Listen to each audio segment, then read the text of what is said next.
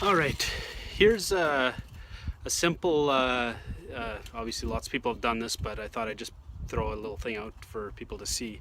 If you want an option for an electric auger, and you don't want to spend a lot of money, go to Canadian Tire, buy an $80 hand auger and a little $20 adapter to go in your drill. If you got a good drill already, you're halfway there. I'll show you. We'll go through 2 feet of ice like nothing.